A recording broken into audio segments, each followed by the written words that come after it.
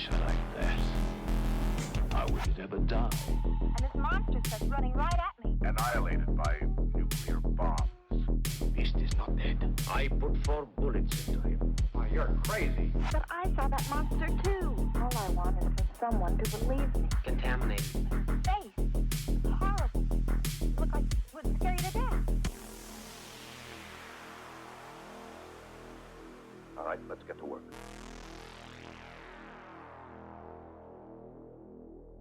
Beyond the shadows.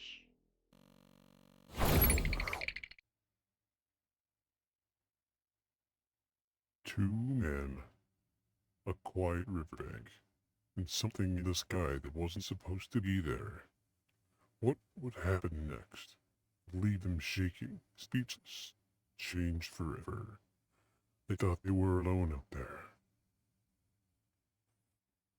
October 11th of 1973, just another warm evening in Pascagoula, Mississippi. Charles Hickson and Calvin Parker had clocked out for a long shift at the shipyard. They wanted nothing more than a few quiet hours of fishing along the river. No noise, no stress, just the water and the crickets. But the river wasn't the only thing watching. Without warning, high-pitched buzzing began to build, unnatural, mechanical. A blinding blue light flooded the shoreline, and then they saw it. A massive glowing craft hovering just above the water. Before they could scream, before they could even run, 3 beings emerged. Their hands were more like pincers. Their faces didn't exist. The men were paralyzed, dragged into the craft, and what happened inside that ship would haunt them for the rest of their lives. They were dumped back where they had been taken, confused, violated, and shaking. And when they reported to the sheriff, he didn't believe them. Until he left them alone in the interrogation room and secretly hit record. What he heard would send chills through anyone who's ever looked up at the night sky and wondered, what if? This is the story of the Pascagoula alien abduction. Yes. Welcome, everyone. Welcome. Welcome indeed. Welcome. Season 2, episode 29. Episode 29 of Beyond the Shadows podcast. I am your intrepid paranormal investigator, Victus. And tonight, we are investigating the Pascagoula alien abduction. It's a story. It's a wild one. I know we've been hitting a lot on aliens lately, but they just keep coming across, and they're hitting real good. So we're just going to keep doing them until we move on to something different. But the Pascagoula alien abduction. This is a crazy one. I hope that this goes over as well as I'm planning it to. Playing with some new lighting stuff. I don't know if this red is a little too bright. I'm not sure yet. I'm not sure. Because this isn't about my face. I'm just trying to make those who do watch feel more entertained. But season 2, episode 29, 20 freaking 9. This marks we're just past the 52 weeks of the year. We're just past the halfway point through the year, so we're doing good. We're doing real good. We have we're gonna start trying to do some paranormal news every week, and we'll start it out right at the top of the show in honor of my favorite radio show, Coast to Coast AM. They start every show out with new news about paranormal, and I'm taking a card from their deck, and hopefully this pays off. So let's get into some of these news articles. Hopefully we don't get any repeats from last week. Really hoping. Let me adjust the sound level on this one right quick. I feel like this should be just a tiny bit louder.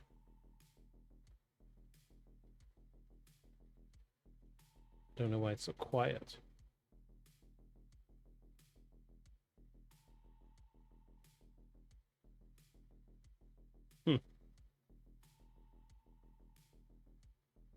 It's just quiet, I guess. Whatever. I mean, it's there. It's just really quiet. But my plan was to have it as like background music while I'm doing the thing. I'm just going to have to make sure I turn this back down here a little bit.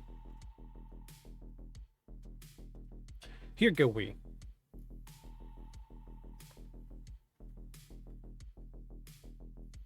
Matt Rife buys Haunted Warren House and the Annabelle doll. Comedian Matt Rife and YouTuber Elton Castee has purchased the home and occult museum of famous paranormal investigators Ed and Lorraine Warren in Monroe, Connecticut. This purchase includes the notorious Annabelle doll, and Rife has declared himself the doll's, quote, legal guardian.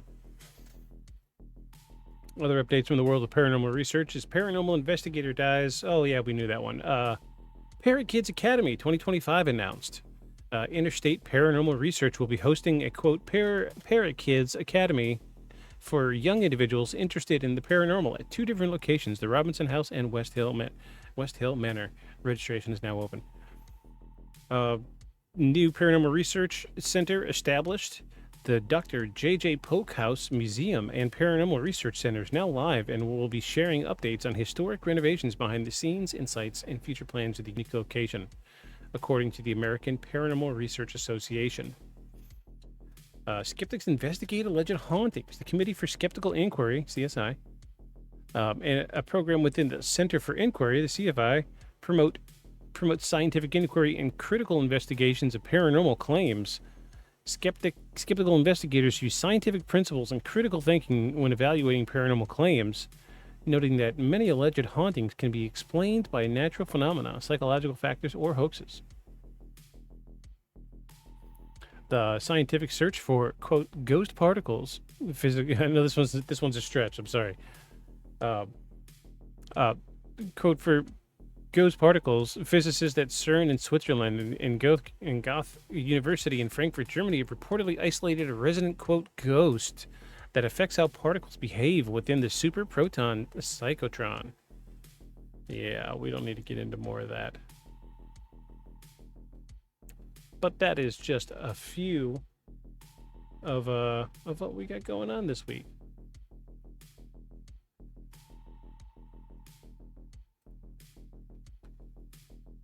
Yep, that's really about it. Paranormal investigator who helped lead the Annabelle doll. Yep, everybody's talking about this guy dying from, they're saying it's just dominating the news, the paranormal news right now.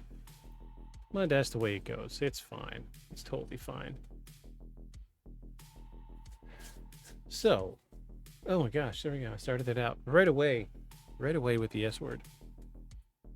Trying to keep my energy up tonight, folks. A little tired, not gonna lie.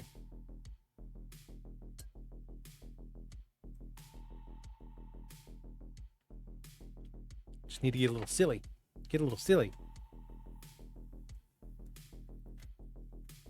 We're gonna move on to our other newest segment, or I guess it's not the newest segment anymore since we're doing paranormal news every week. We are going to move forward and talk about what shirt am I wearing today. What shirt are you wearing today, folks? Tell me in the comments.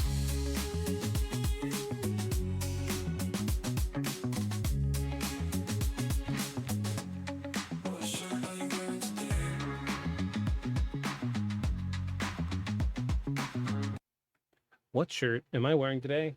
I'm wearing my throwback Cowboy Bebop shirt. Check it out. Yeah. Can't go wrong with the classics. The classics. The absolute classics. I love me some Cowboy Bebop. I will always be down to watch Cowboy Bebop.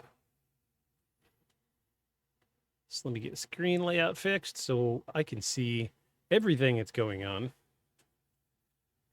And I hope everybody's well. I hope you all are very well. No new subscribers to the YouTube channel. Don't think. I haven't heard anything. Half the time I don't get notifications. So we have 211 subscribers, which is what we had last week. Our Flatwoods Monster episode. Jeez.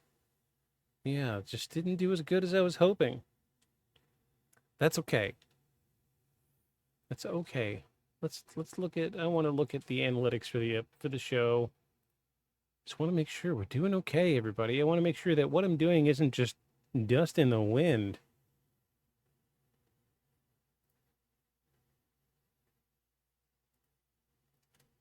Yeah, kind of slow down. We've slowed to a trickle.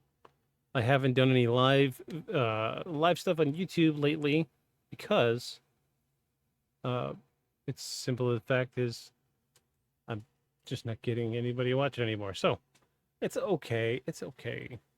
It's fine. Let's move on. Let's move on, folks. So yet again, welcome to Season 2, Episode 29 of Beyond the Shadows podcast. And tonight we're talking about the Pascagoula Abduction. Yeah, it's a little louder. It's a little louder. Let me turn that down. Let me hit that thunder again. One more thunder. One more thunder crack. Yeah, I think that's right about where we need to be. Let me turn on this ambient sound, see how loud that gets. Because I don't want it to wash me out. I gotta make sure audio levels are good.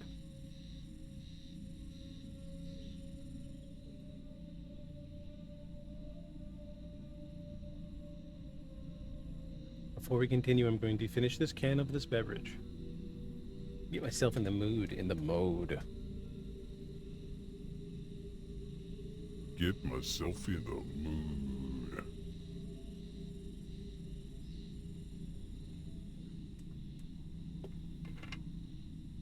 Hopefully we won't have to break out the tinfoil hat too much tonight because it is falling apart. I did try to fix it a little bit before the show, and to no avail. But hey, that's all right. We can always get more aluminum foil, right? Right? Welcome in, everybody. Let's get started. October 11th of 1973, Pascagoula, Mississippi. Charles Hickson was 42 years old, a foreman at a local shipyard. He was a practical man, quiet, measured, and shaped by a lifetime of hard labor. He'd served in Korea, raised a family, and carried the kind of personal gravity that made people pay attention to him when he spoke. Charles wasn't one to tell tall tales. He had deep lines in his face and calloused hands to match. A blue-collar worker with no taste for fantasy. Calvin Parker, by contrast, was just 19, fresh-faced, nervous, and newly employed at the shipyard. He was engaged to be married and working long hours with hopes of saving up for a house. The age gap between them didn't stop the two from becoming close. Charles had taken Calvin under his wing, a mentor and a father figure, guiding him through the grind of the factory life. That evening, they decided to unwind with a few hours of fishing along the Pascagoula River. It was a routine gesture in a small town, with few distractions. The kind of evening people had hundreds of times and forgotten the next day. The spot they picked was just behind the Shelpeter shipyard? Shelpeter? I don't know. We'll look it up here in a little bit. An overgrown patch of riverbank where the muddy shores sloped gently towards the dark water. There were no houses nearby, no street lights, just marshland, scrub trees, and the dull hum of the insects. They brought a couple of rods, a small cooler, and a lantern. Calvin cast his line and leaned back on a weather-worn log. Charles cracked open a drink and stared into the black water. They weren't expecting anything, maybe a catfish, a couple hours apiece. The river was still, and the air was humid and thick with early autumn. The only sounds were the clicking of bugs and the occasional splash of something unseen breaking the surface of the water. For a long time, nothing happened. And then everything changed. Wait, I should do that more dramatically. Everything changed. Around 9 p.m., Charles noticed a strange sound. Low at first, almost like a distant engine or turbine. It didn't belong there. It didn't fit. He turned his head, frowning, scanning the tree line. Calvin looked up too, puzzled. The humming grew louder, and then suddenly, the sky lit up. A blinding blue light exploded across the riverbank. It was cold, sterile, unnatural. They looked up to see a craft, oval-shaped, metallic, and hovering slightly, about 30 or 40 feet away. It emitted no smoke, no jet stream, no rotor wash. It was just floating.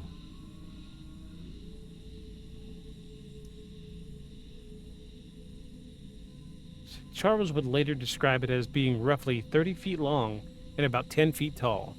The surface was smooth with no visible seams or rivets, just a featureless shell glowing with a pale electric hue.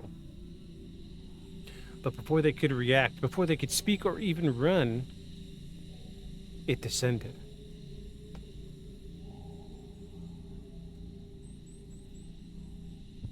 Three figures emerged from the bottom of the craft. They didn't walk, they floated silently towards the two men. Charles and Calvin stood frozen, their limbs heavy, their minds locked in place. Charles later said it felt like an invisible force had gripped his body. Calvin would claim to have blacked out entirely, his mind overwhelmed by terror. The beings were unlike anything either of them had seen. Roughly 5 feet tall, with bulbous heads, stocky frames, and long, jointless arms ending in crab-like pincers. Their bodies were covered in what looked like wrinkled gray metal or thick elephant hide. Where ears might have been were sharp, conical projections. No visible eyes, no mouths, no expressions. They moved with jerky, robotic precision, like mannequins, animated by something not quite alive.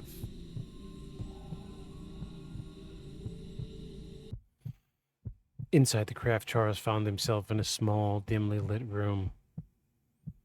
The air was thick and sterile, like the inside of a pressurized chamber. He was placed on a flat surface, unable to move. One of the beings hovered nearby, while another released a floating device, roughly the size of a football. It circled Charles's body, emitting a series of clicks and whirs. He felt cold metal press against his limbs, then silence. He couldn't speak. He couldn't scream. It wasn't pain he felt. It was detachment, like being disconnected from his own body. At some point, Charles lost awareness of time. Meanwhile, Calvin would later describe fragmented sensations. Lights, pressure, something probing at his mind. He would spend years trying to forget what he saw in that ship, but it never left him. Then, just abruptly as it began, they were back. Dropped unceremoniously on the same riverbank. Disoriented, trembling, Calvin began to vomit. Charles struggled to catch his breath. They looked at each other, trying to speak, but finding no words. Their rods were still there, the cooler untouched, the night unchanged, but they were not the same. They sat in silence for nearly an hour, trying to process what had just happened. Was it a dream, a hallucination? Were they drugged? But the fear was real. The memory was real. Calvin kept his head in his hands, shaking and refusing to speak, and Charles paced, muttering to himself. They weren't drunk. They hadn't taken any drugs. They hadn't fallen asleep. Something had happened to them. Something outside the realm of anything they understood. And finally, Charles made a decision. "We need to tell somebody," he said. And so they got into the car and they drove to the Jackson County Sheriff's Department. They didn't know it yet, but this decision would change the course of their lives. What happened next would put them at the center of the most disturbing and well-documented alien abduction cases in American history.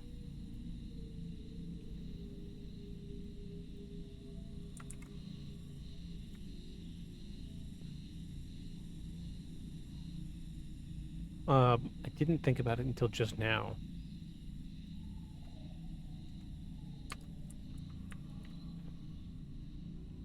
I wonder if I can get...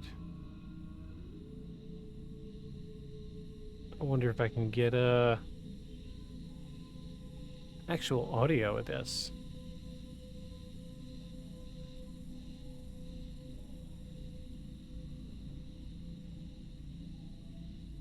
I don't know if this is going to work. We're going to see. We're going to see.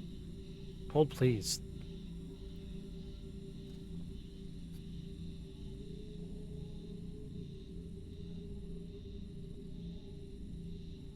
Oh my gosh, so many ads. Why is everything got to have ads? Jeez, I just want to give good content here.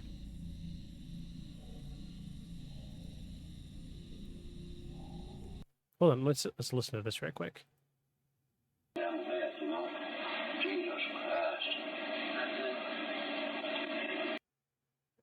Okay, we're gonna come back to that.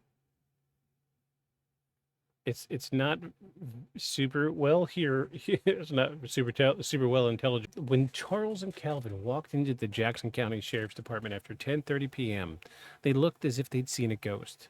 Charles did the talking. Calvin barely said a word. His eyes were wide, his face pale, and his hands were visibly shaking. The deputies on duty thought that they were dealing with two drunks, or maybe even a mental health case.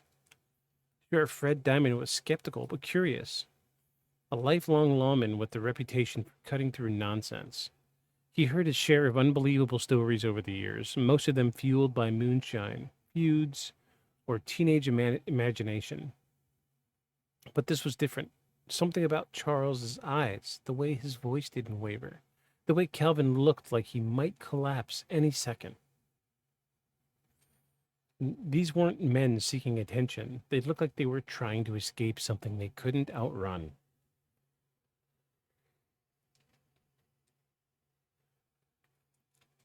And Diamond brought them into his office, offered them water, and listened. Charles did most of the talking. He recounted the events with dry, factual tone. No embellishments, no drama. He wasn't trying to sell a story, he was trying to survive it. Calvin, meanwhile, sat in near silence, his arms wrapped tightly around himself, knees bouncing under the table like his body was trying to flee. Diamond remained composed. He asked questions, took notes, but when Charles mentioned the floating craft, the robotic creatures, the paralysis, he couldn't help but feel like his story was slipping into madness. Still, he decided to go a step further. He led the two men into an empty room, bare walls, a table, two chairs. He told them he had to file some paperwork and would return shortly. What Charles and Calvin didn't know was that the room was wired for sound. Diamond and his two deputies sat behind a two-way mirror and listened through a concealed microphone. If it was all an act, now it was time it would all fall apart. But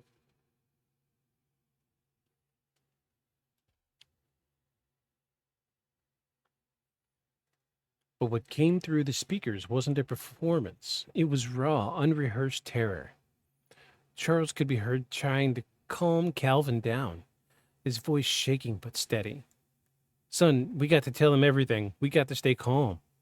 Calvin, sobbing, could barely speak.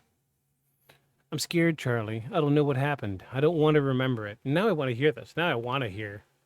I want to hear the stupid audio. Let's listen to it. Gotta get past these stupid ads first, I think. Oh no, here we go.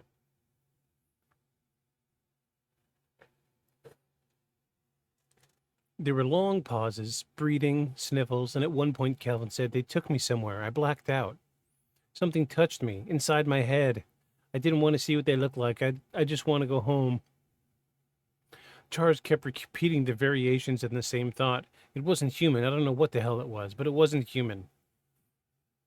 What caught the sheriff and his deputies most off guard wasn't what the men said. It was how they said it.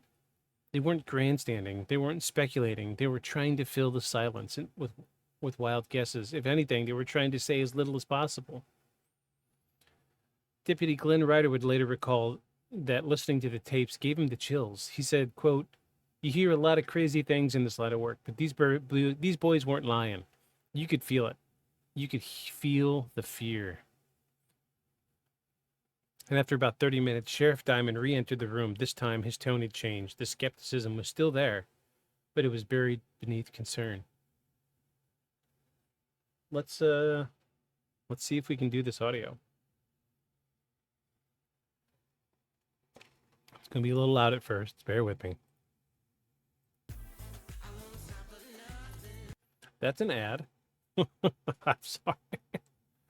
Ah, jeez. Again with the ads. I just clicked play after watching 2 ads.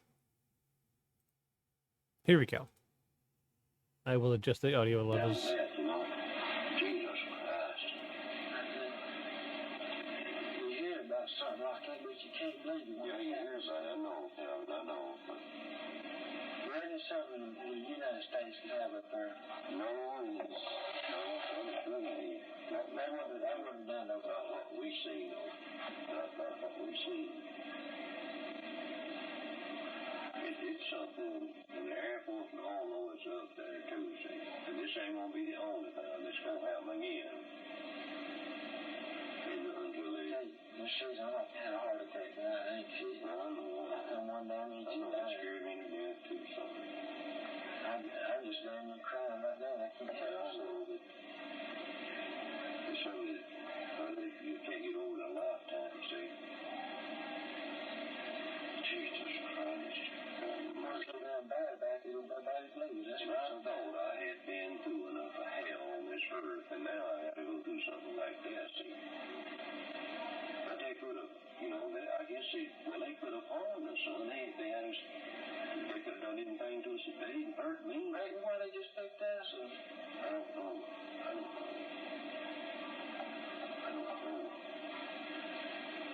I'm telling you, man, I couldn't take much more than that. I know you get to bed and get some nerve pills or something, see the doctor or something. I can't stand it. I'm about to go all crazy. I'll take you by when they get through us, we'll go by the phone. I'll get you something, settle you down with so you get some damn sleep. I can sleep that like it is. I'm just laying there crazy. But Cal, when he brought you out of that damn thing, and when he brought me out, well, I like to know where the hell you were. God damn, I like to know where the hell got you straightened out, man. I didn't know it, though. I remember my heart, they just froze out just like that, and I couldn't move it, just like I was stepping on a damn rattlesnake. They didn't do me that way, though. I passed out. I passed out. That's the first time I ever passed out in my life. You check the new medical records. Ain't it? I've never seen nothing like that before in my life. You can't make people believe that, though.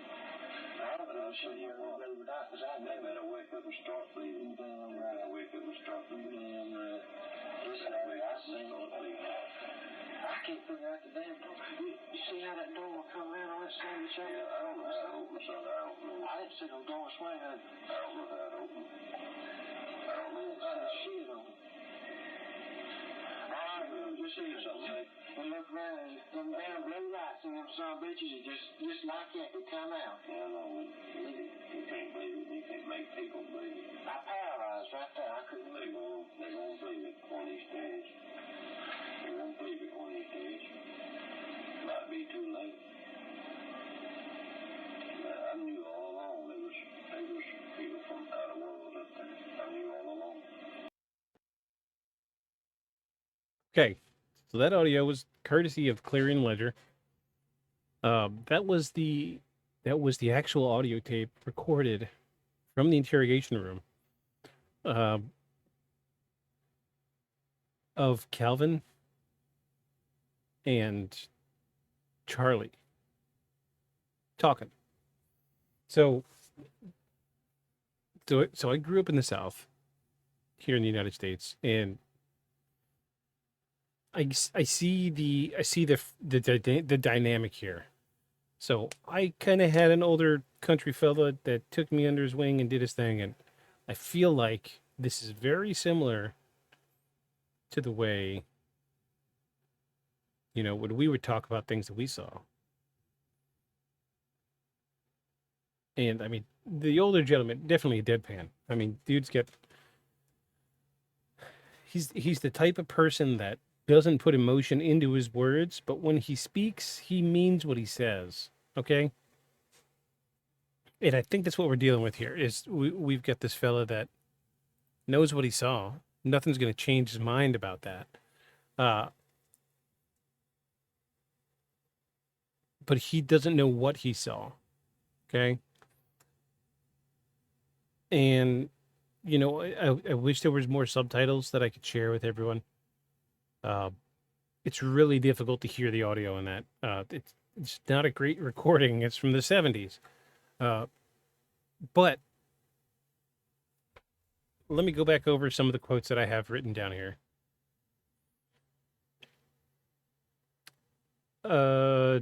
Charles could be heard trying to calm Calvin down, his voice shaking but steady. Son, we got to tell them everything. We got to stay calm. Calvin, sobbing, could barely speak. I'm scared, Charlie. I don't know what happened. I don't want to remember it. There were long pauses, breathing, sniffles, and at one point Calvin said, they took me somewhere. I blacked out. This is one of the few things I could fully understand. He says, I blacked out. I think he said something like, I passed out. I never passed out so many times in my life, but I was so scared. He said, something touched me inside my head. I didn't want to see what they looked like. I just want to go home. And Charles kept repeating variations of the same thought. It wasn't human. I don't know what the hell it was, but it wasn't human. And they argued for a little bit about how the door opened. So this is, what did we say, Mississippi, Pascagoula, Mississippi. I don't imagine in the 70s in Mississippi there were a lot of like pocket doors. I think we would see a lot of very traditional doors there. Doors like they would swing out or in. That's it. You know, pocket doors slide into the door jamb. And they were the thing that I could hear the most clear, and was they were arguing with each other on how the door of the craft opened, which is how fantastic does a circumstance need to be in order for your brain to be like, I don't know how that door opened. You know what I mean? Yeah, they're just a couple of very scared individuals. And I can understand, you know, them trying to put into words what they saw. But this is a big thing. This is why this is so important, because they were in a room by themselves. They didn't have anybody per se watching and waiting. They were under the impression that nobody was there physically watching. And so when you think nobody's watching, you're a little more free to say what you need to say. And I definitely think this is the case for these guys. I really do. I really do. They were scared, and they thought they were alone. They thought no one was listening. And it doesn't sound like a couple of guys trying to get their story straight. It sounds more like a couple of guys trying to figure out what the hell happened.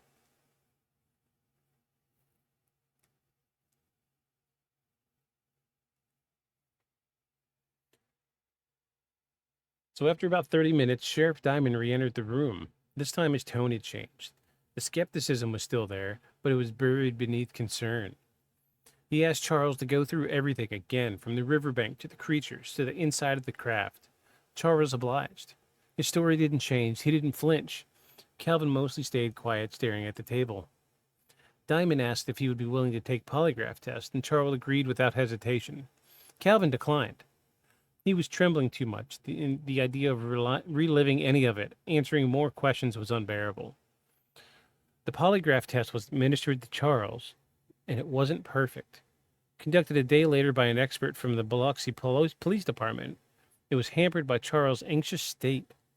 The results were inconclusive, not because he failed, but because his physical responses were so elevated that the data couldn't be read reliably. Still, the examiner noted that Charles seemed genuinely convinced of his story. And word of the tape didn't stay secret for long. By the end of the week, the story had broken into local papers. Then the Associated Press picked it up. Headlines read, "Shipyard workers claim alien abductions." Suddenly, Pascagoula, Mississippi was on every newswire in the country. Journalists poured into town. TV news crews staked out the sheriff's office. Phones rang nonstop. People who had never heard of Pascagoula were suddenly fascinated by it. Skeptics called it a hoax, and believers called it the most credible abduction case in history. Charles and Calvin found themselves caught in a media vortex they couldn't escape. Charles tried to make the best of it. He gave interviews and appeared on national talk shows and even spoke to UFO researchers who had flown in from as far as California. He didn't seem to enjoy the attention. He was resolute. "If people think I'm crazy, let them," he said in one interview. "I know what I saw." Calvin, however, was unraveling. He stopped eating. He lost weight. He developed insomnia. His fiancée grew worried about his emotional state, and he refused interviews. He refused to talk about the event at all. In one rare moment of clarity, he told Charles, "I wish we never gone to that river." At the shipyard, things got awkward. Some co-workers treated them like celebrities. Others mocked them. A few kept their distance, unsure what to believe. Charles' supervisor asked him to take some time off. Calvin quit within a week. Rumors ran wild through Pascagoula. Some said that they'd been seeing strange lights in the sky that night, too. One man called the sheriff's office claiming his dog had been barking uncontrollably about the same time. A woman from nearby Gautier saw a blue light pass over her backyard. Whether real or imagined, the sighting spread like wildfire. Meanwhile, UFO researchers began descending in the Gulf Coast. The National Investigations Committee on Aerial Phenomena, NICAP, sent representatives. Dr. J. Allen Hynek, former Air Force consultant and founder of the UFO Studies, the Center for UFO Studies, expressed interest in the case. He would later call it one of the most important abduction stories ever recorded. Amid all the noise, one thing remained constant: the tape. No matter who listened to it. Lawmen, journalists, skeptics, believers, everyone agreed on one thing: those two men weren't acting. Whatever happened on that riverbank, it left a mark.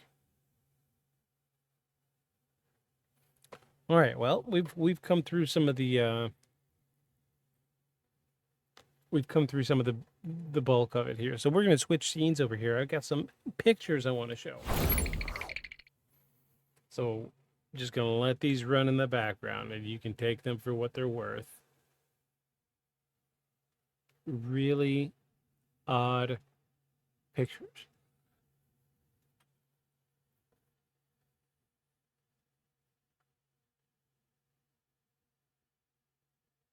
Yeah, they're really odd pictures.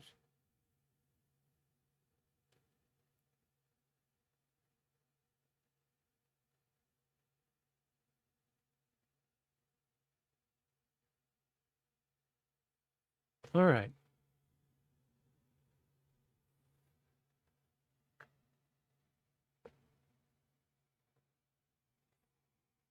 In the weeks following the initial encounter, Pascagoula became a magnet for investigators, skeptics, believers, and opportunists.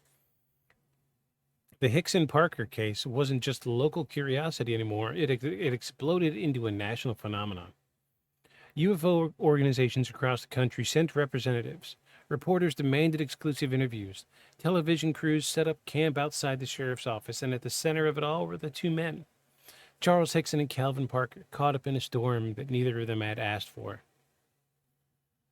Charles tried to stay composed. He continued answering questions, giving interviews, and cooperating with investigators. Calvin, on the other hand, had retreated. He declined press requests. He avoided public appearances. He wouldn't even return calls from close friends. For Calvin, every time someone brought up the incident, it was like reopening a wound. The first wave in the investigation came from the Aerial Phenomena Research Organization, APRO, based in Tucson, Arizona. They dispatched 2 field investigators, Fred and Francis Stringfield, to Pascagoula. The couple interviewed both men extensively. Charles recounted everything in clear detail: the craft, the floating beings, the examination, the return to the riverbank, and Calvin remained reserved but confirmed the basic facts. The Stringfields found both men to be credible. Next came NICAP, a civilian UFO investigation group that had been active since the 1950s.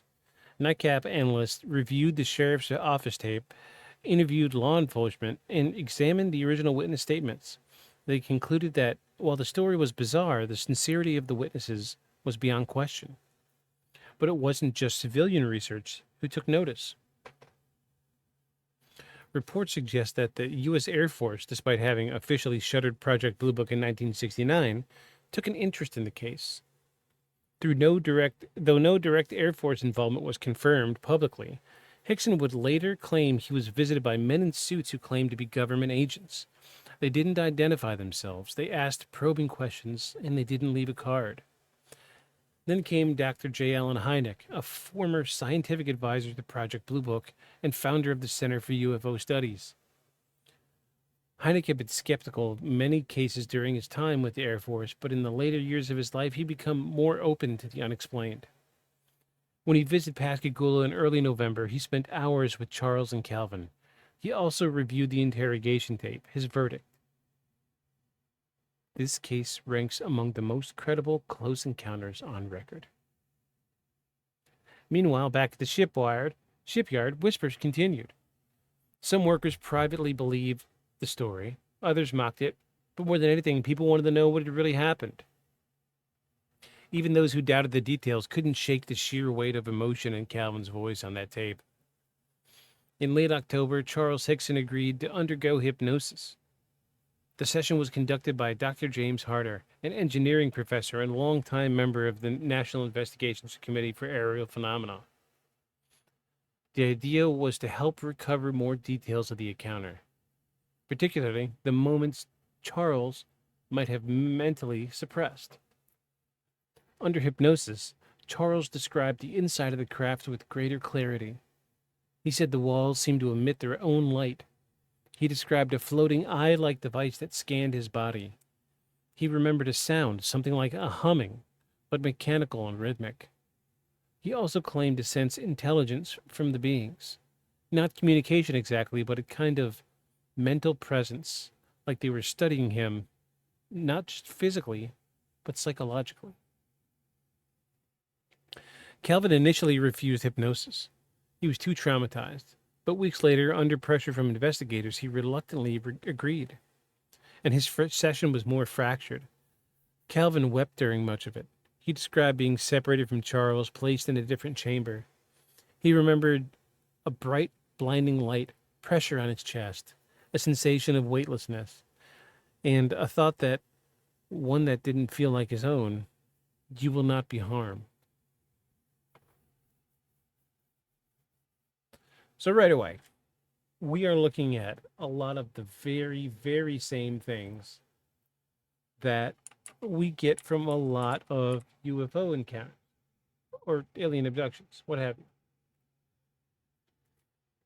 you. It's really, really checking all the boxes. It really is. But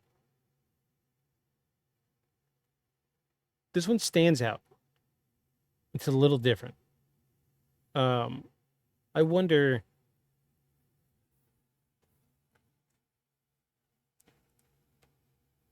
I know that this location was near a bridge, and I'm wondering why more people hadn't seen it.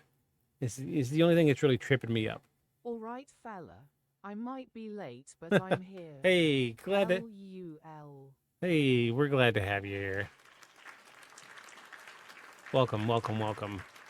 We're about a third of the way through the Pascagoula alien abduction. We're dealing with the aftermath of what happened. These two fellas were taken up in a craft and brought back after being examined. It's a strange story, but I'm glad you're here. I'm glad you're here. Essentially, these two fellas got off work, went down to a riverbank to go fishing, and one guy, an older fella, and one guy's a younger guy, and they were taken up into a UFO. Both of them were examined and then replanted back on the riverbank. And nobody believed them at first until they put them in an interrogation room and they thought they were alone. And the conversation between the two men, the police were listening in, and they didn't know that they were being listened to. They were trying to figure out what happened to them, and in the audio recording, you can hear their voices shaking. They're obviously emotional. One of the cases with real aliens and not copy-paste Gray's That's right. LUL. That's right. Yeah. It's a cool little story, and I think that's why I'm liking this one so far, because this is so unlike the others. But sure, we're dealing with a saucer-shaped craft. However, this saucer-shaped craft flew sideways, not like there you go. There's the picture right there. Let me go back. Hold on.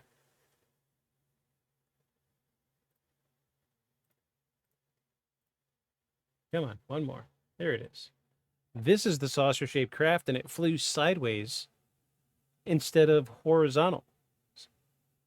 So it was saucer-shaped, but it flew flat in the air instead of horizontal in the air. I don't know. It just seems weird. But yeah, the aliens themselves are just bizarre, absolutely bizarre. And I grew up watching a lot of like throwback, like old school black and white science fiction movies. I was a huge fan of the old school, the black and white UFO aliens, movies. I love them. And you can see a lot of artistic interpretation of what people thought aliens looked like. And a lot of it bled off into the zeitgeist, especially here in the U.S. Because you could see, especially after, the Area 51 stuff happened, after the Betty and Barney Hill stuff happened, the public opinion of what we thought extraterrestrials looked like changed. And it was because of what we were seeing in popular media. In fact, the story of Betty and Barney Hill is the reason it was the first case of something that looked like what we understand as the Greys today. And I like the ones that don't fit the mold. So like this one does not fit the mold. We're dealing with a really bizarre looking extraterrestrial. And that makes me feel like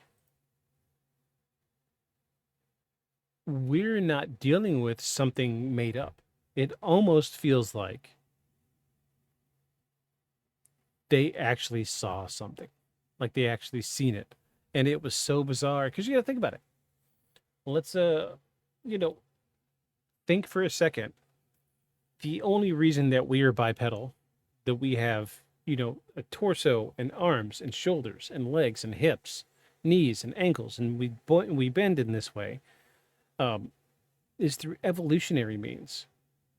And this is why the throwback to, the old science fiction movies are laughable today, because back then we thought surely there's life out there, right? But we were always under the assumption that extraterrestrial life is going to look like a human. Like it would have a nose and eyes and a chin and shoulders and a head and, all the right parts in all the right places. However, this was one of the few and one of the earliest that didn't fit the mold, that was like, this is a humanoid. Like the words humanoid never came up in their description. Very, very, very different. In fact, this thing has no face. Just like three, I'm going to take a guess and say there's probably another point in the back of its head. a point where each ear should be, a point where the forehead should be. No face. It had arms, but they were too long. And instead of hands, it had pincers. And here's the crazy part about it is they had legs. They were bipedal, but they didn't walk. They floated. So everything about the description for these extraterrestrials is very original. And that's why I like it. Because the originality. And, these are country folk. These are folks that knew nothing but working at shipyards their whole lives. So you got to think about creativity here. You're like, give me a piece of paper and a pencil. I can come up with something. But the flip side of that is I am artistically trained. And I know kind of what's out there, what's not out there. I'll make up something. However, these guys had little to no time to rehearse this, if they did rehearse it, which I don't think they did. And they were emotionally shaken to the core. But it's just so unlike every other extraterrestrial encounter. Completely unlike. However, once they're on the ship, the rest of it kind of becomes, synonymous with everything else. It's just very, very strange. It's very strange. Anyway, how you doing, Lip? Glad to have you here. Is this the one where they left them in the room alone and secretly listened while they kept talking to each other about it? Yes, this is the one. We actually listened, so probably like 20 minutes ago, we actually listened to the audio tape. It's not great. It's not great quality. This was in the 1970s. Had a little trouble hearing most of it, but it was good nonetheless. You could hear, just a couple country folk. They thought they were alone, and you could hear the frustration in their voice, where they're trying to figure out what the hell happened. Like older guy, younger guy's upset. And the older guy telling the younger guy, hey, get your shit together. You need to tell them everything you remember so people will believe you. If you'd like, I could pull that audio clip back up. It's only a couple minutes long.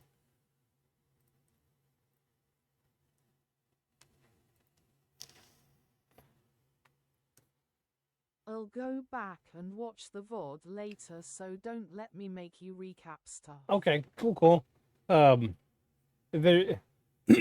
There's going to be 2 VODs. I don't know why my internet dropped for like 10 seconds. So I have 2 VODs. It's the second one. The first one is only like the first, 15, 20 minutes of the show. But yeah, it's really. I don't know, but I found these results on Search. Why? I don't know why that. I'm gonna stop. I need to turn that stupid mic off on this GOOGLE assistant. She's always listening. Any hoots. So we've come up to the point where word has spread, and people are coming from all over the country to interview these guys, and they are not enjoying themselves. We just reached the part where they both had undergone hypnosis. They've realized a few details, and we're looking at the aftermath of the hypnosis. So, oh my gosh.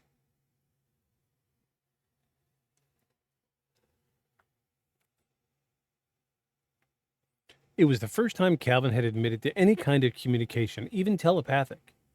After the session, he was visibly shaken. I do not want to go through that again, he told Dr. Harder. Ever. As the story continued to spread, more alleged witnesses came forward.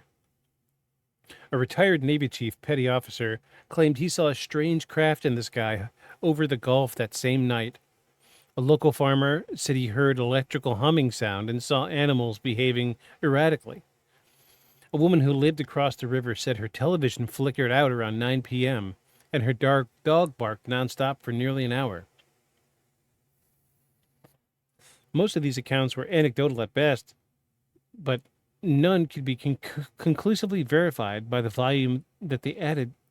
A volume of them added fuel to the fire. Then there was the physical evidence, or lack thereof. Investigators scoured the riverbank near the shipyard. There were no scorch marks, no radiation, no physical trace of the craft. But there was something else, a faint circular depression in the reeds, roughly the size of the object described by Charles. The grass in that area was bent outward as exposed to high heat or pressure. Samples were taken, but lab results came back inconclusive. At the sheriff's office, the original interrogation tape was copied and distributed among researchers. The original remained in Jackson County's archives, but bootlegs quickly spread. UFO conferences played the tape to stunned audiences.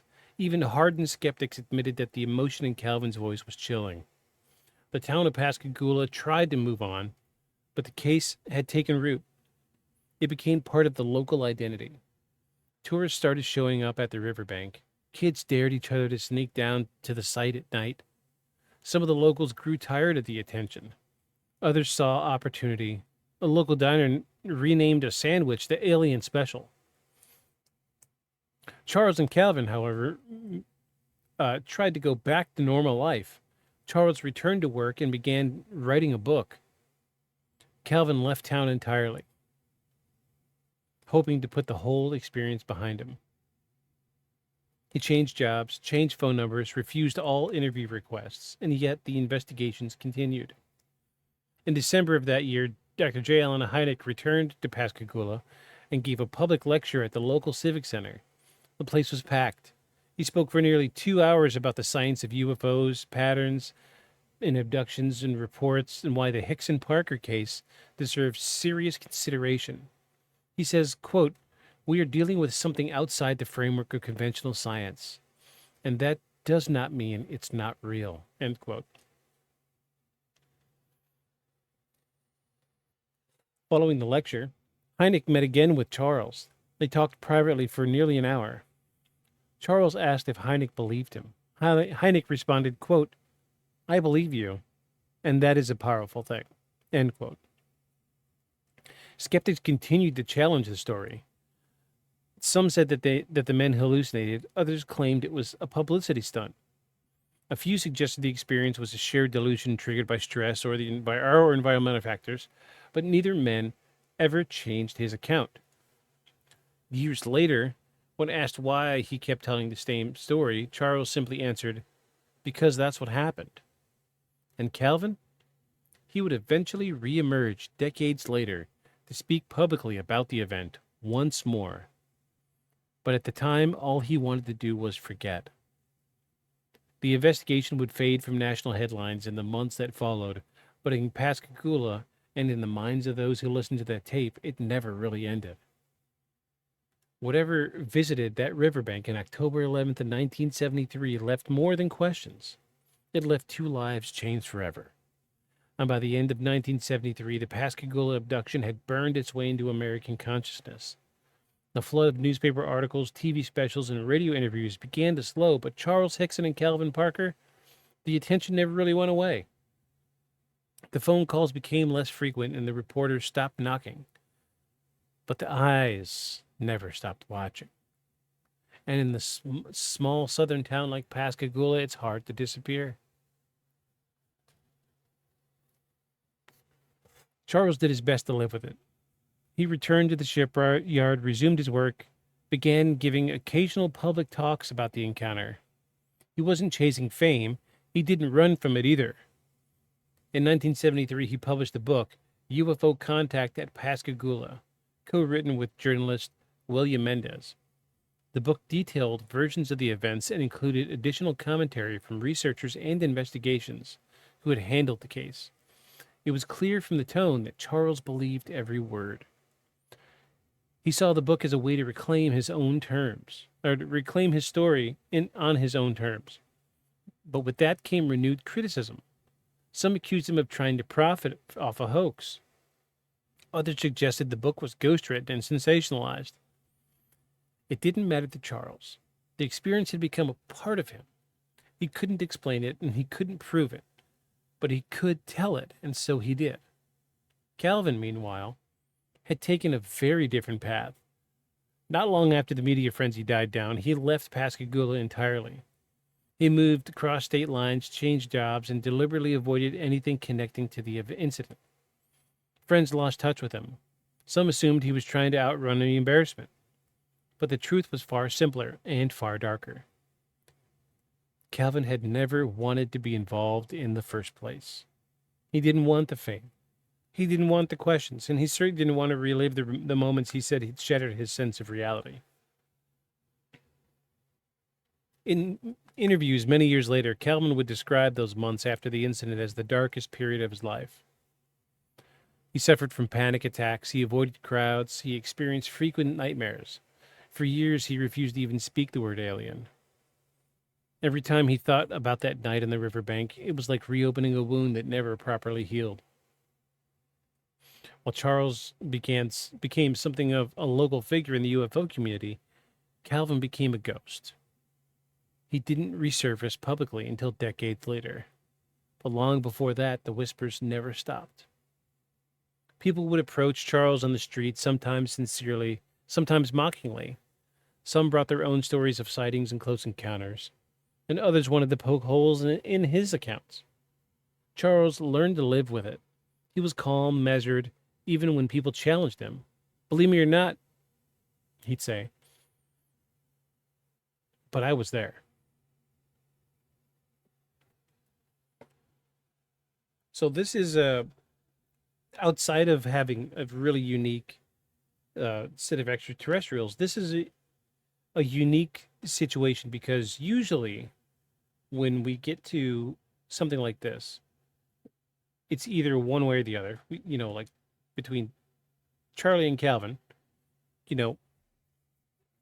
usually we have the group doesn't want anything to do with it, or they want everything to do with it. But this one, and why it's so unique, we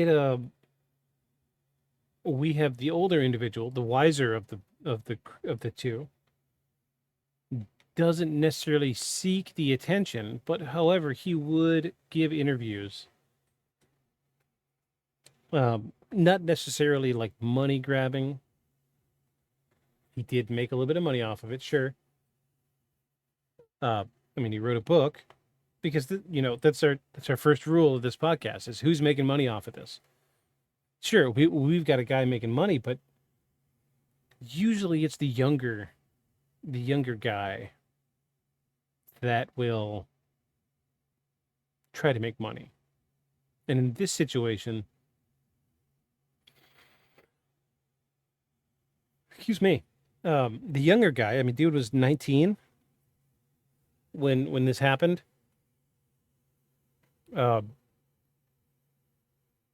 He doesn't want anything to do with it, and he's shaken to his core. So it's a little untraditional that we've got two different people. One of them wants some of the attention, not all of it, but the other one doesn't want anything to do with it at all. I could only imagine something that happens in my life that would make me want to just get up and leave and not ever talk about it. You know what I mean? It's weird, It's the fact that we have two stories that are similar, but two different reactions to it seem to lend to the authenticity. Because, if you say that you had something fantastic happen to you, but you don't want to talk about it, you don't want to give interviews, he had to be talked into giving a statement to the police.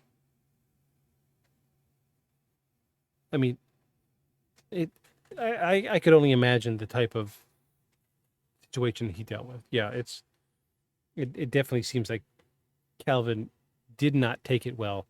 And it seems like his strong emotional reaction is case in point to the fact that he actually did see something. And that's a big reason why I like this story so far.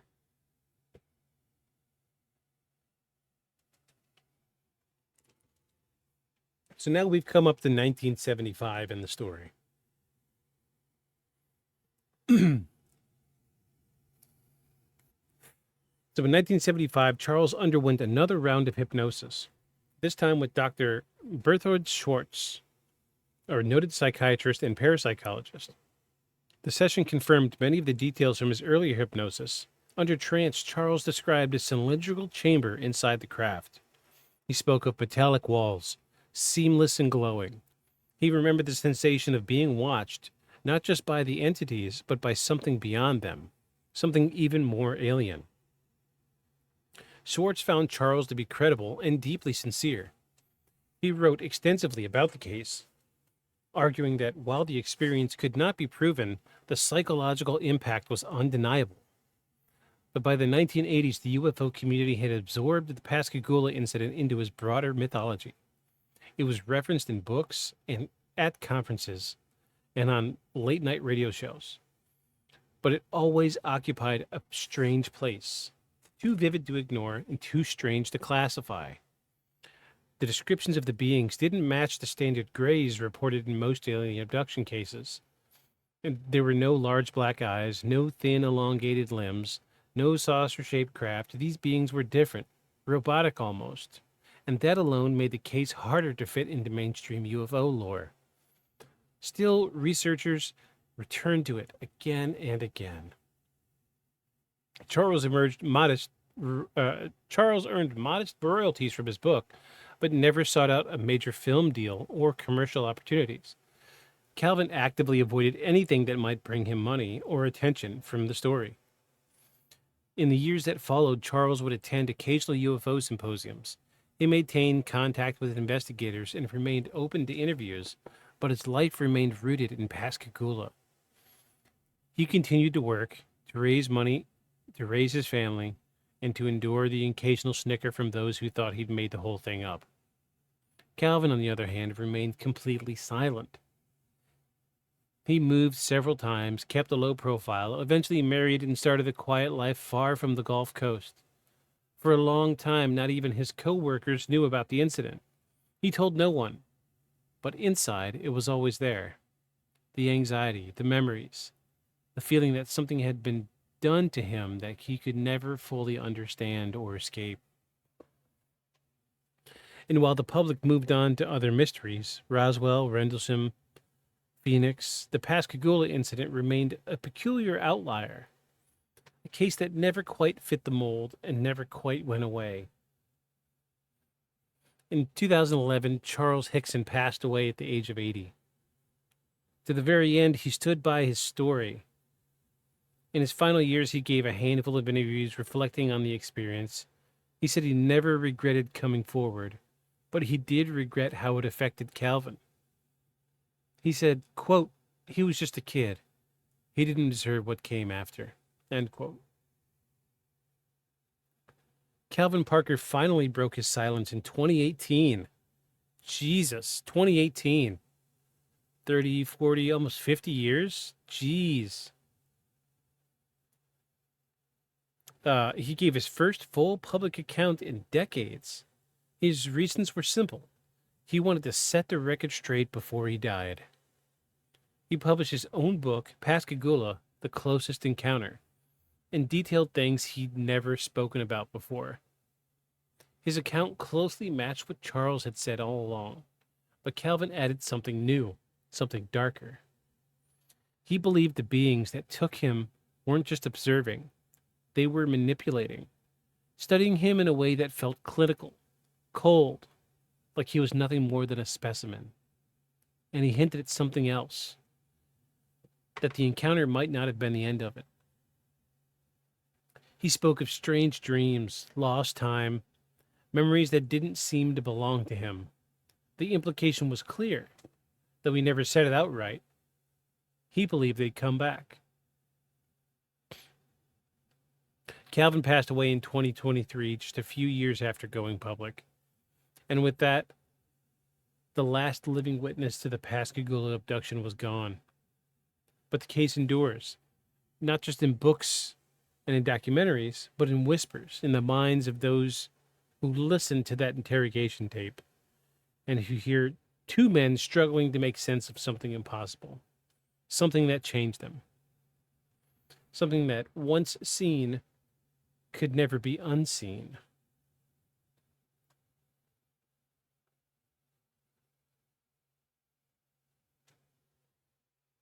Okay, so we're getting close. I may not have written a super long script for this one, but it's a really interesting case, and that's why I wanted to bring it up. We are down to the last, quarter of the 1/5 of the script. So, Lip, I'd like to know your take on this case. What do you think about this so far? Do you think this is real? Do you think it's legit? Do you think it's just a couple old hillbillies making something up? I like the story. I like it a lot. It's so unique, so unlike every other encounter. Ooh, look at that. We've got... Ooh. Yeah, I gotta ban somebody in chat. Cool. Way to go, Automod. Awesome.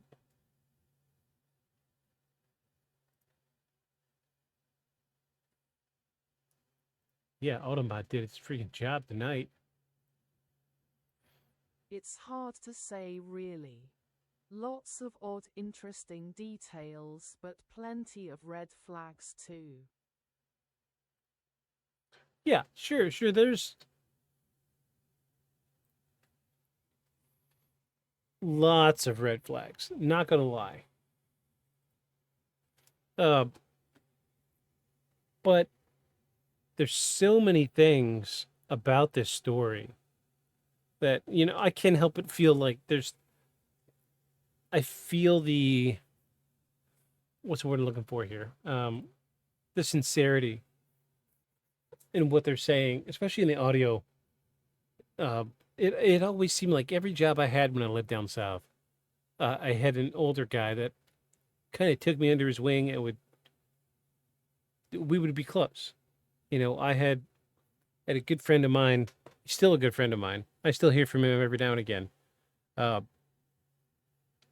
Dude's got 50 years on me, but he's a good guy. And we worked side by side for years until he got me promoted to a supervisor. And then we were, we were doing our thing. But he always told me, he said, look, I don't have friends. But if I did have a friend, you would probably be the closest thing to a friend. And I appreciated that. But he was the same way as Charlie was in this story. He was deadpan. He was, he didn't know much in the world outside of, a little bit of country music, his pickup truck and his dog. And when I hear the tapes and I hear the way that Charlie talked to Calvin, I can't help but feel like I've been there with somebody, with this guy that I know, that I understand what he's doing. Like he's being the father figure in the conversation. Let me switch scenes here. That he's being the father figure in this situation, that when you go back and listen to the tape, this older gentleman's telling him, he says, look, you've got to tell them everything. You got to tell them everything you've seen. Otherwise, no one's going to believe us. And, geez, I can't help but the end of the tape, right before the end of the tape. Oh, geez, I'm just going to pull it up. I'm going to pull it up. Because the way he says it, he's like, we need to tell them everything. We've got to tell them everything that happened. They've got to understand. They've got to try to believe us, even if they don't believe us, because it might be too late. And that's the last thing. It's so poetic. It's almost like it was written for a movie. It's so good. Let me get through these stupid ads first. And then I'm going to zip to the end of this. It's like the last 3 sentences he says on the tape. It's so good. It's so good.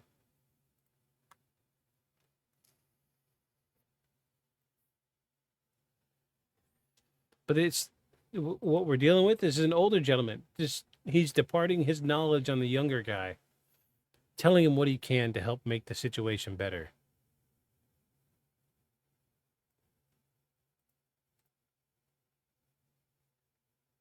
We'll replay the last 20 seconds.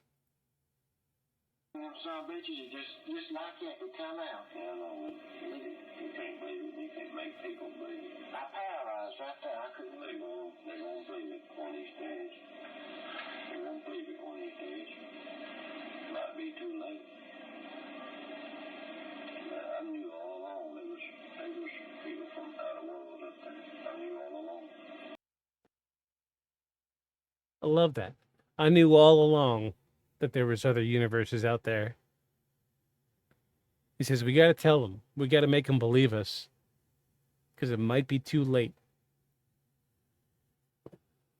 I'm sorry, but that conversation comes across as really sincere to me. I love it. I absolutely love it. It's so good. It's so visceral.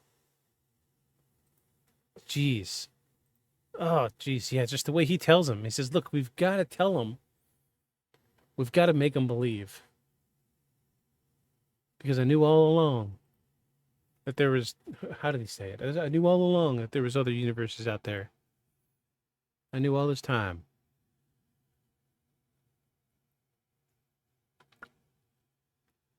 I'm going to hit you with that line one more time. It's so good.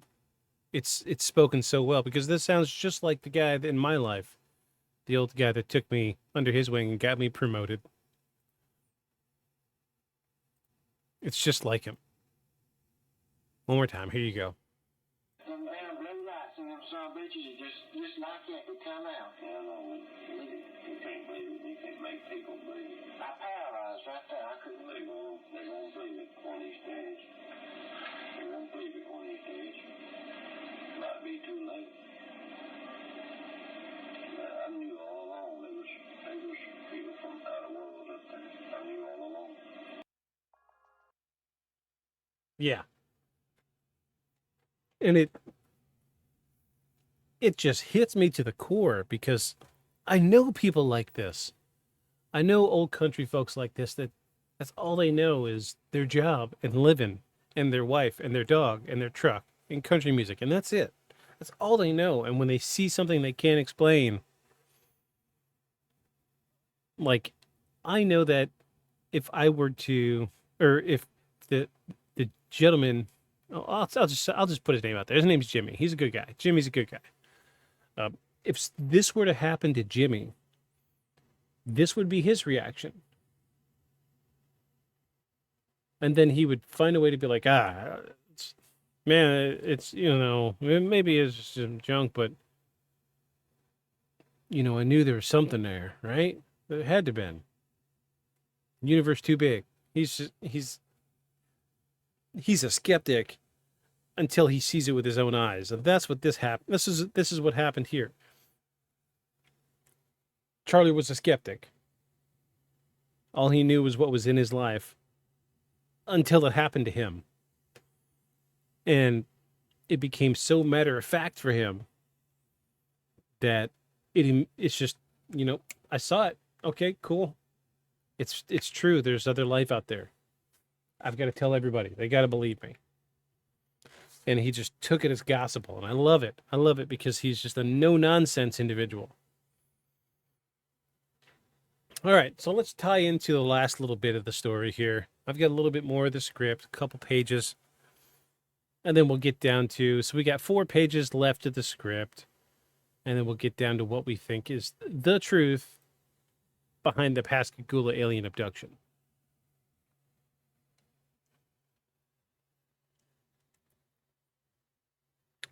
I'm going to drink the rest of this because it's real strong and I want it to be in my brain. Mmm.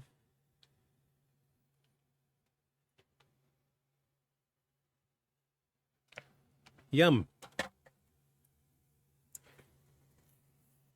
This video is not sponsored by this beverage, but if you want to be my sponsor, look me up, yo. Give me a shout.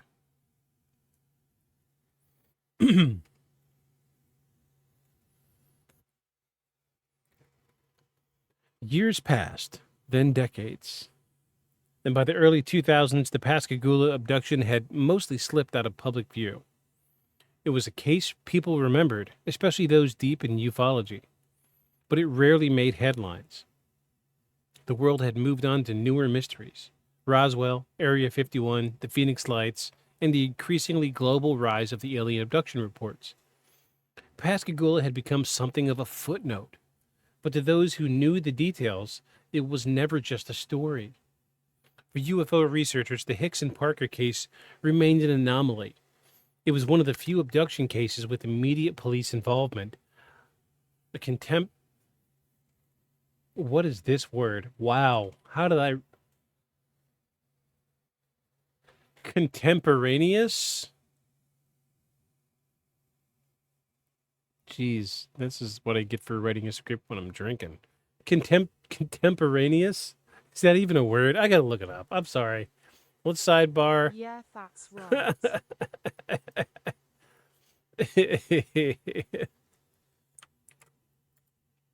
Contemporaneous, existing or occurring in the same period of time. The example is Pythagoras was contemporaneous with the Buddha. Interesting. Yeah, I guess my brain goes into I still know everything mode when I'm having some drinks. It was one of the few... Contemporaneous. Yes, contemporaneous. That's a weird one. I don't... This is what happens when I write a script when I'm drinking. Yeah. No, it's fine, though, because it's, it's a word. It's a real word. I know it, but I don't know that I know it. Mysteries. Mysteries.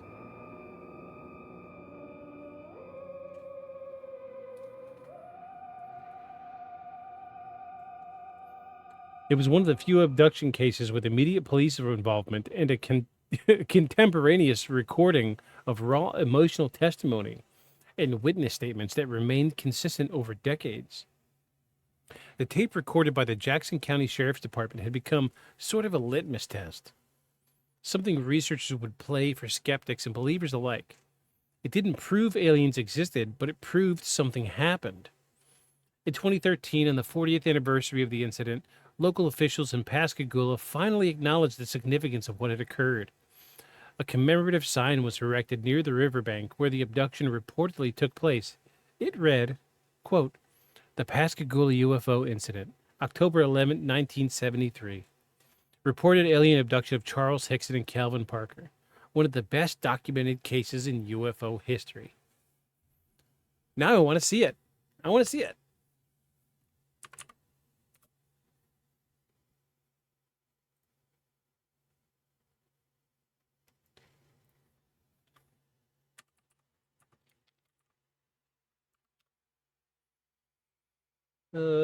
Let's switch scenes.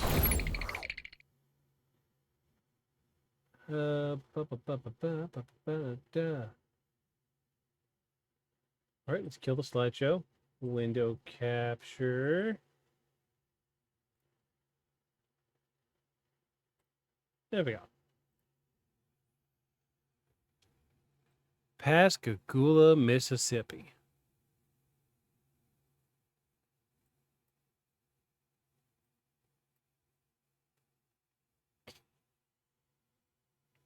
Jimmy Buffett's childhood home is here. Interesting. So the shipyard, here's the shipyard. Interesting that there's also a U.S. Navy engineering office here.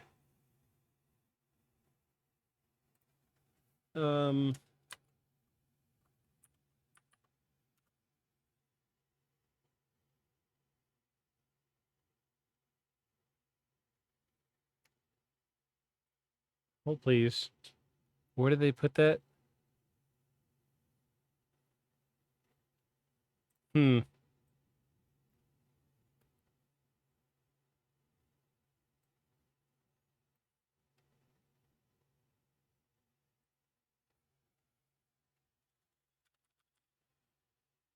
Alien abduction?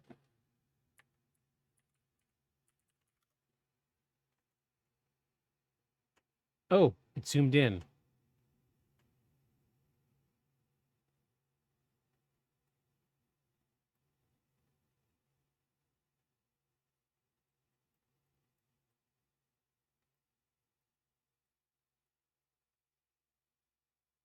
Hmm. I was hoping there would be something. I wonder, it zoomed in on this lighthouse.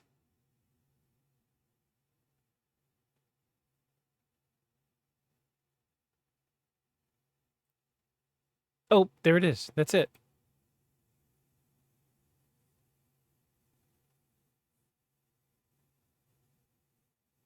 Cool. Yeah, yeah, yeah.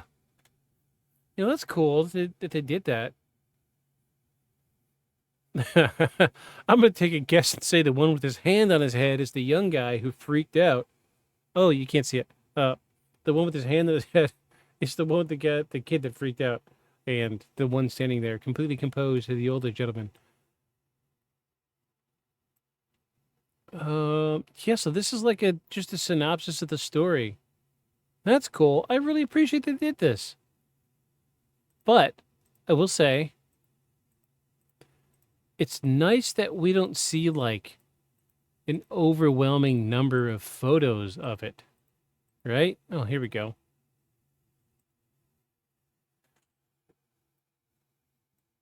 Like it's... Oh, you can't even see it. I'm sorry. I keep forgetting I have a bubble here. And an ultra-wide monitor.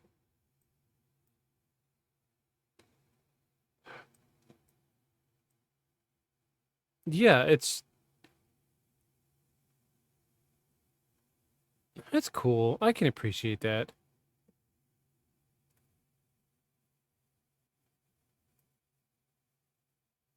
That's cool.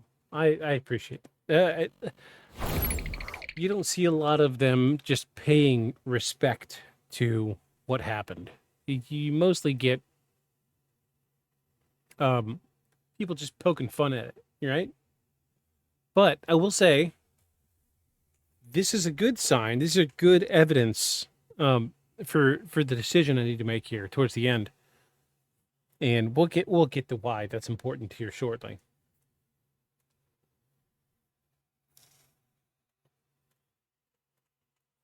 For years, there had been resistance. Some city officials were wary of turning the event into a tourist attraction. Others feared it would bring ridicule. But as time passed, the fear subsided. The story had endured, and there was growing recognition that whatever had happened that night, it was part of the town's history. Tourists began to trickle in, some to catch fish, some to take pictures. Others just wanted to stand where it happened, to look out across the dark waters of the Pascagoula River and imagine what Charles and Calvin had seen. In 2018, Calvin Parker reemerged and finally published his full version of the encounter. His book, Pascagoula, The Closest Encounter, reignited interest in the case. It was raw, straightforward, and filled in the gaps left by decades of silence. He described the examination in detail. The thoughts were not his own. The sensation of being paralyzed but aware. The overwhelming feeling of being watched.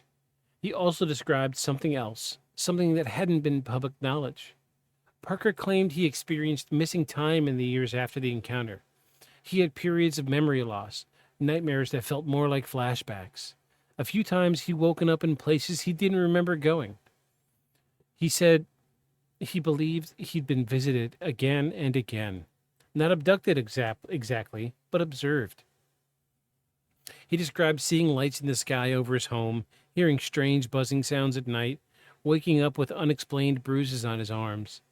He never claimed to know exactly what happened, but what was sure the experience in 1973 wasn't the end of it.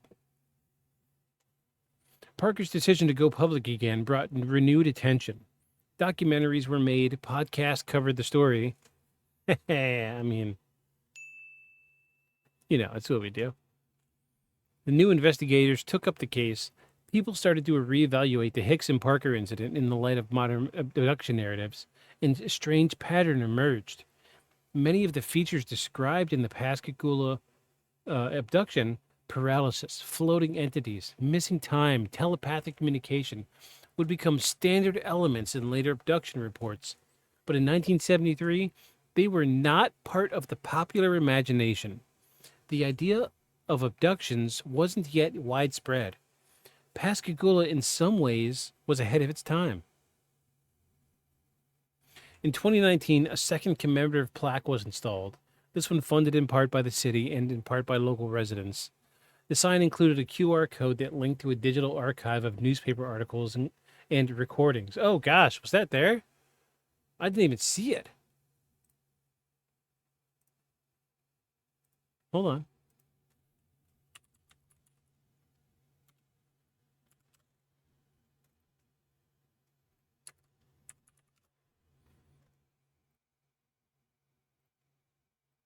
I gotta look real quick. Hold on. I gotta see if there's a QR code. Because if there's a QR code, I'm gonna get so mad. Because I had a hard time finding information about this. Oh no, there's no QR code on that sign. Okay. QR code that linked to a link to digital archives of the newspaper articles and interviews and recordings. The city of Pascagoula wasn't just tolerating the story anymore; they were embracing it. UFO researchers continued to dig. Some discovered new documents, previously overlooked police reports, private correspondence between investigators, and transcripts of interviews that had never been published.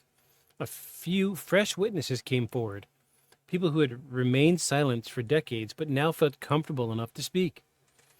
One man, a retired engineer, claimed he saw a strange light pass over the river on the night of the October 11th. Another, a former sheriff's deputy, confirmed that the original tape had been copied multiple times and distributed to law enforcement in other states. He said, quote, "Everyone wanted to hear it, even the ones who didn't believe." End quote. Skeptics remained. Some suggested Hickson and Parker hallucinated the entire event. Others floated theories involving military experiments or environmental contamination. But none of their skeptics could explain the tape, or the physical symptoms, or the way both men stuck to their story, even when it cost them their jobs, relationships, and peace of mind. In the final years of his life, Calvin became a reluctant spokesperson of the abductee community. He gave talks, appeared on radio shows, answered questions that haunted him for the most of his life. He said he wasn't trying to convince anyone. He just wanted the truth out there. If it happened to me, he said, it could happen to anyone. After Calvin's death in 2023, tributes poured in from around the world, from seasoned UFO researchers to ordinary people who had experienced something they couldn't explain. Many saw Calvin as a symbol of reluctant honesty, a man who had suffered privately for decades, then chose to face his past one final time. Today, the Pascagoula incident occupies a unique space in UFO history. It lacks the media saturation of Roswell. It doesn't have this photographic evidence of Phoenix, but it has something else. Two men, one recording, and a consistency that has never been successfully challenged. In recent years, academics have started including the Pascagoula case in university lectures about mass psychology, belief, and trauma. Not necessarily to prove alien exists, but to explore how people respond to the unknown. Was it extraterrestrial, a shared psychological event, or something else entirely? No one can say for sure, but the case has outlived its critics, and its influence continues to ripple. In the town of Pascagoula, the river still flows as it did in that night in 1973. The sky is still vast and quiet, and the banks where Charles and Calvin once sat are still there, unchanged by time. Visitors leave flowers, notes, messages carved into the wood of trees nearby.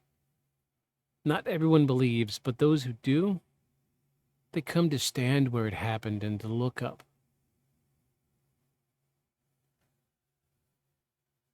And wonder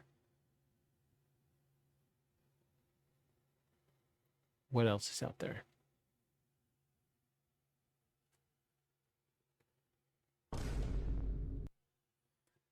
Interesting case. So I've got a lot to say.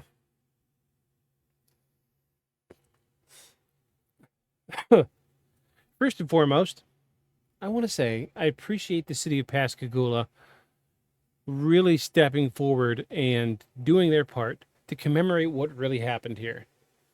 Because what we are dealing with is a groundbreaking UFO abduction case in the history of the United States. This is important. This is absolutely important because this does not fit the mold of what we think of when we think of a UFO alien abduction case. Nothing about this case fits the mold other than people being taken into a craft to be studied and then dropped back where they were picked up. I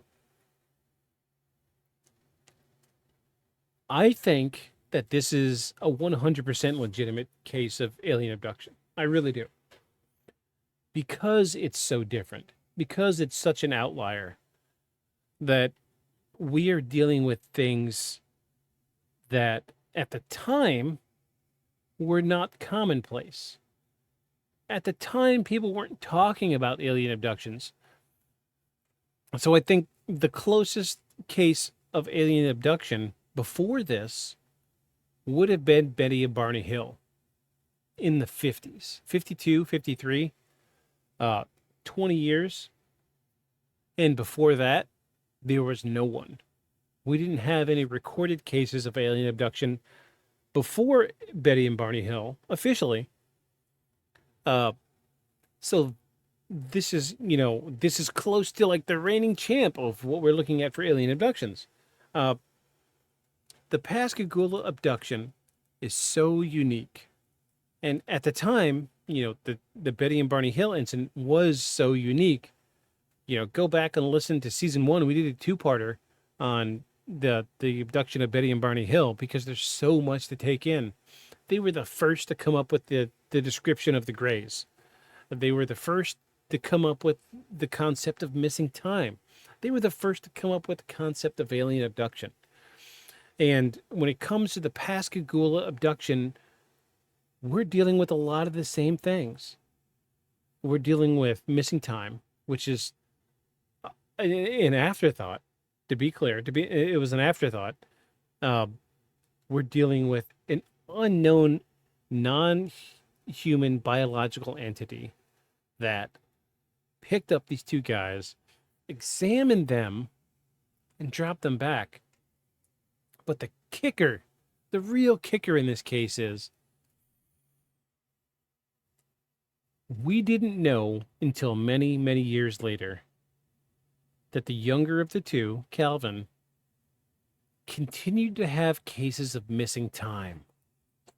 That he continued to feel like he was being abducted. Now, for somebody who didn't want to be in the spotlight to come out 40 plus years later and say, here's my story. Oh, but by the way, this other stuff happened too. Check this out. I think that further proves the point that we're dealing with a real alien abduction case here. Because, first and foremost, he did not want the spotlight. He did not. He wanted nothing to do with this. He moved halfway across the country and waited almost 50 years to tell his story. What type of incident do you have to go through to make you wait 50 years to talk about it? I've been through some stuff. I've got a little bit of PTSD from some stuff that I've seen. Sure. But I can talk about it today, 10 plus years later. 50 years, almost 50 years to talk about something I couldn't even imagine. And listening on that tape, the sincerity in Charlie's voice when he says, you've got to tell him, you got to tell him what happened. You got to make him believe. Because it might already be too late. That I've known all along that there was something else out there.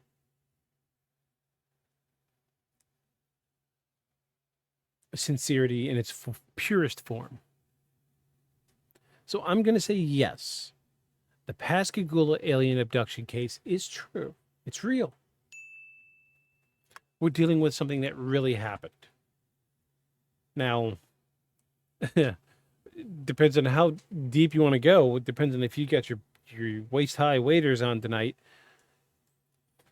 You know, you could talk about how maybe this is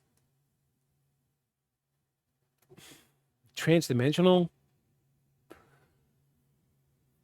time travel, all sorts of other things come into play here. And it's the kicker about alien abduction cases, because you don't know if you're dealing with strictly extraterrestrials, something not of the human, not of planet Earth. But there's so many convincing cases of alien abduction, alien encounters, UFOs that do give us information that makes us think that what we're seeing isn't necessarily extraterrestrial, but maybe transdimensional. Us from the future going back in time to visit. There's so many things that can be taken into play here. The only thing that this is missing,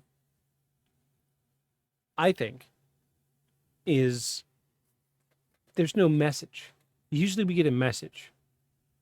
I mean, we did get, let me scroll up in the script. They did tell him one thing. I think they just told him that it would be okay, or everything's going to be okay. Something like that.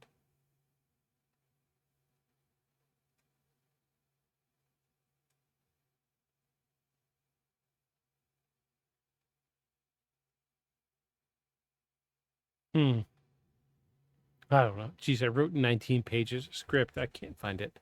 But Calvin did say that he remembered them telling him everything was going to be okay. That that he was going to be all right.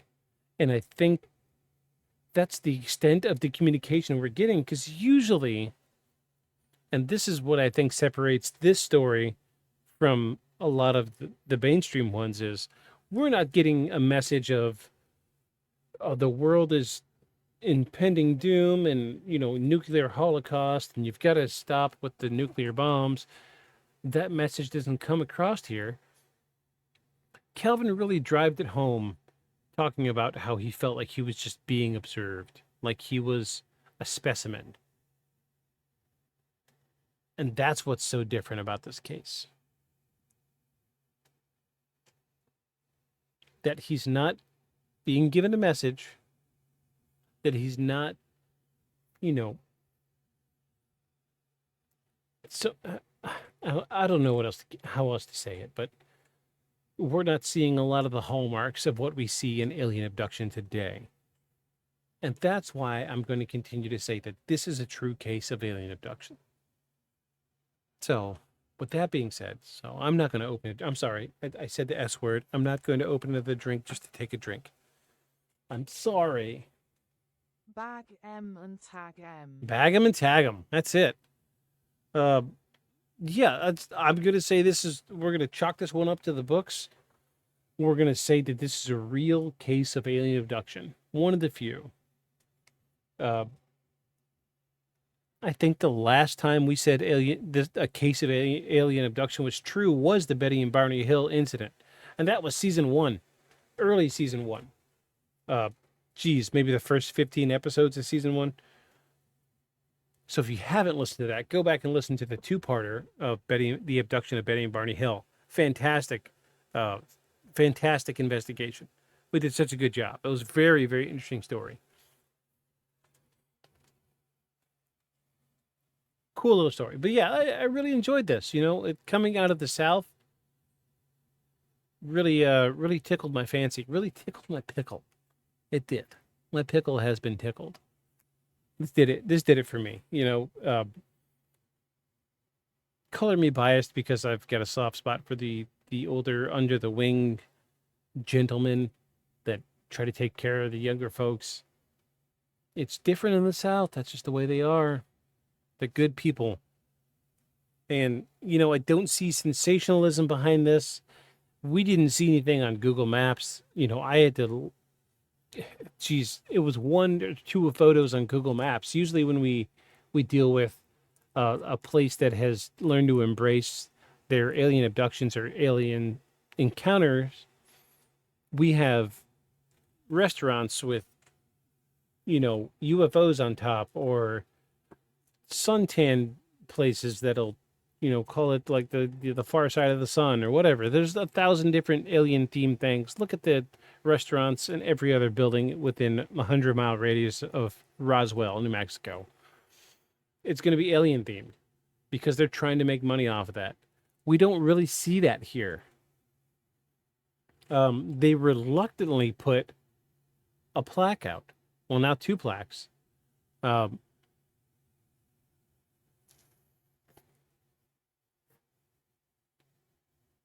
It doesn't seem like they're trying to cover it up. They're embracing it slowly but surely. So I'm going to say yes, this was a real encounter with extraterrestrials. I'm not saying it's space aliens, right? But it goes without saying it's fucking space aliens. That was quiet. Let me turn that up.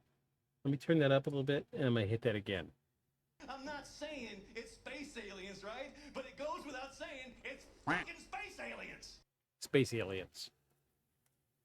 We are dealing with space aliens here. It's true. So before I continue with my closing monologue, thank you, Lip, for showing up. Thank you so much. I appreciate you being here. I think next week we're going to deal with... we're going to go with something ghost-related next week. Let me go ahead and put that on the board.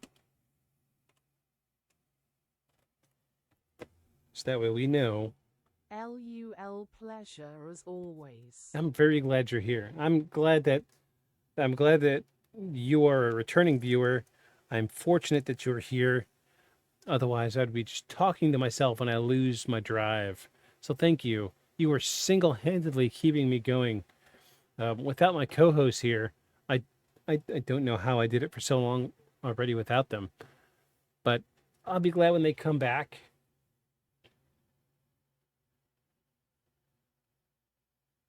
There we go. We got ghosts on the board. We're doing ghosts next week. Got this too.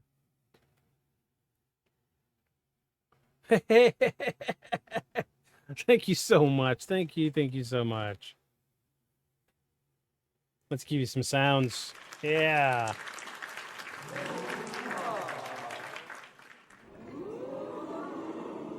I really appreciate that. You don't even know. I've been doing this for over a year now, and you are the only consistent viewer. You're the only one that's subbed, and I appreciate it. Thank you so much. I'm very grateful for you, sir. Glad you're here. I'm glad you're getting enjoyment out of this. Tell your friends. Let's get some more people in here. Let's get a full conversation going. Let's get a heated engagement, a heated argument. Let's argue with me about some shit. Let's do the drinking game where every time I say so, we take a drink. I don't know. Maybe I'm grasping at straws. Anyway. Well, that's the way it is. And as always, if you've got a story, something that's happened to you, feel free to reach out at beyondshadowspodcast@gmail.com. Tell us your stories, your recommendations, what have you. Let us know. We'll talk about them on the podcast. And thank you again to everybody that's followed and subscribed on YouTube. I appreciate every single one of you. You keep me going. You really do. It's nice to know that I'm not just talking to a microphone. It really is. Single-handedly, Lip, you were taking the cake. You are the putting you on a little pedestal here. Everybody, thank you so much, The Lip. You're doing amazing things. Glad you're here. I'm glad at least somebody's coming back every week. So we're going to do our closing little monologue. Let's see. Do we have any... Do we want to raid somebody? Let's see if my buddy's streaming.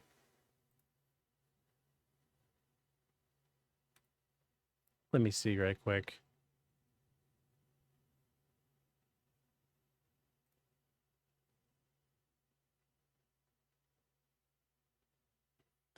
No.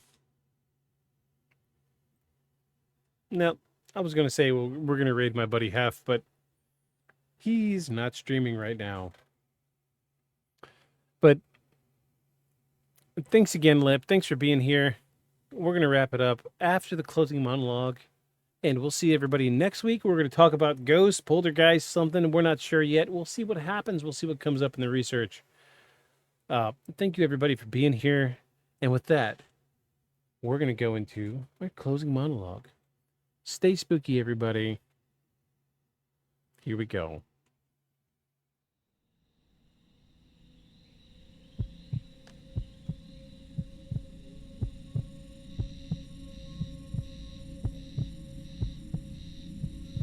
They didn't ask for attention.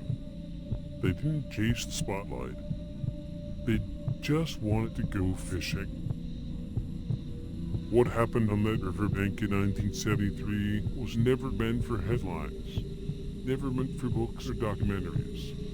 It was personal, violent in silence, unexplainable in every human way. Charles Hickson stood by his story until the day he died. Calvin Parker tried to run from it most of his life. Neither one of them ever changed what they said. And maybe that's the most unsettling part. Because for all the theories, all the speculation, all the attempts to explain it away, something happened up there. Something that shattered their understanding of the world and left a mark neither of them could ever erase. And now, they're both gone. But their story remains, unanswered, unresolved, unshaken. And maybe that's the point. Some stories aren't meant to be solved, they're meant to be witnessed. So no matter where you find yourself, on a UFO, floating above a gurney, being poked at by robotic aliens, with ball-shaped eyeballs floating around a gurney observing you from illuminated walls, or strapped to a chair in an underground bunker like Aeon. Be careful. Stay strange and don't lose your head. But no matter what you do, make sure you follow us.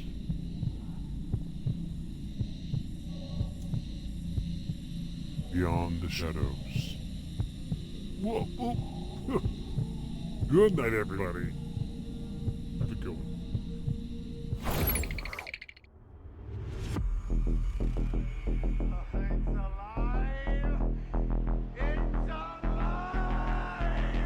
A creature like that, how would it ever die? And this monster starts running right at me. Annihilated by nuclear bombs.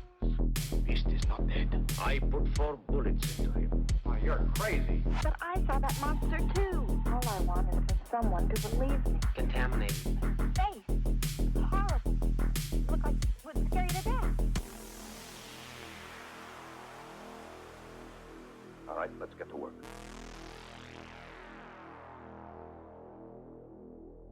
Beyond the shadows.